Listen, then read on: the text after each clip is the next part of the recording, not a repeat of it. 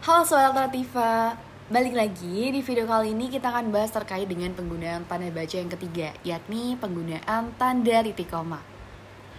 Oke, mari kita mulai. Yang pertama, tanda titik koma itu dapat digunakan sebagai pengganti kata penghubung untuk memisahkan kalimat setara di dalam kalimat menjemuk.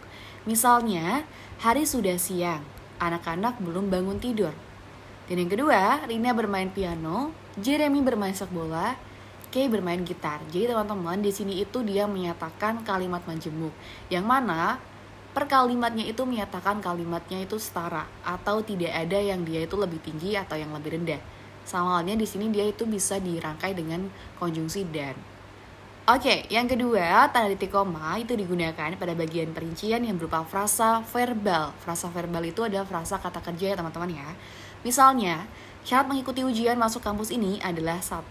Berusia maksimal 25 tahun, berijazah SMA atau sedang berada di kelas 12, dan berbadan sehat. Nah, kata berusia, berijazah, berbadan itu adalah yang masuk ke dalam frasa verbal teman-teman. Jadi ketika dia diawali dengan frasa verbal, setelahnya itu nanti akan diikuti dengan tanda titik koma untuk memisahkan perincian yang pertama, kedua, dan juga selanjutnya.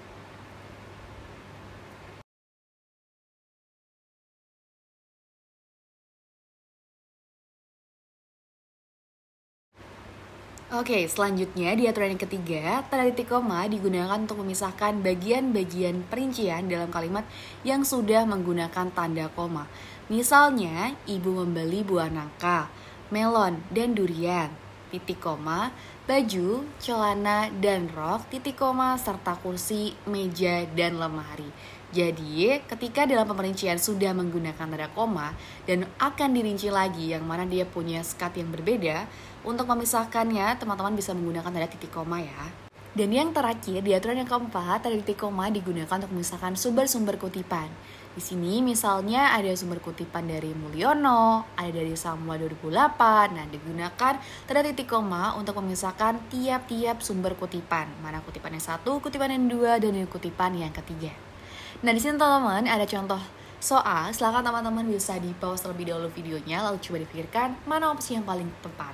Oke, langsung kita bahas teman-teman. Di opsi A, nada sakit, kehujanan saat pulang kuliah. Nah, di sini teman-teman, dia itu bukan kalimat yang setara. Yang tadi ada di aturan bahwasannya ketika kalimat yang setara itu kita bisa menggunakan pemisahan tanda titik koma. Tetapi di opsi A ini kalimatnya tidak setara, melainkan di sini ada korelasi sebab akibat, yang mana nada sakit itu sebagai akibatnya. Dan setelahnya itu kehujanan saat pulang kuliah itu adalah si sebabnya teman-teman. Nah, di sini kalau kita coba untuk menghubungkan, dia itu paling pas dengan konjungsi karena. Oke, di opsi yang kedua, untuk menarik antusias penonton, penyanyi memberikan bunga kepada penonton. Nah, di sini teman-teman ada tanda titik koma itu tidak sesuai.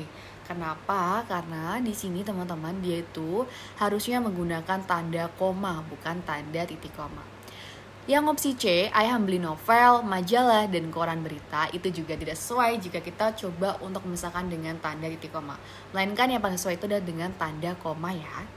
Di opsi yang D, dia harus melengkapi berkas lamarannya dengan melampirkan akta kelahiran dan sebagainya. Di sini teman-teman itu bukanlah frasa verbal, melainkan di sini malahan dia menggunakan frasa nominal. Nah, sedangkan kalau kita menggunakan tanda titik koma itu ketika hanya ia berupa perincian frasa verbal ya. Sehingga di sini seharusnya diganti dengan tanda koma saja.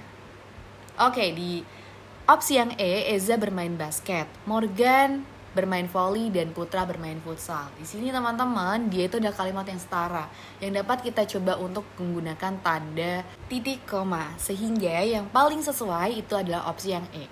Oke, sekian video kali ini. See you di next video.